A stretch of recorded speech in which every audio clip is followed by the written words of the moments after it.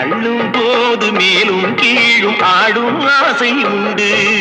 அந்த நேரம் நேரிலே சொர்க்கம் தோன்றுமோ?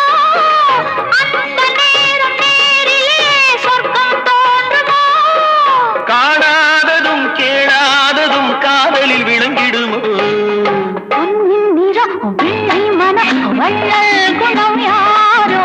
மன்னன் என்னும் பேரில் வரும் தேவன் மகன் நீயோ?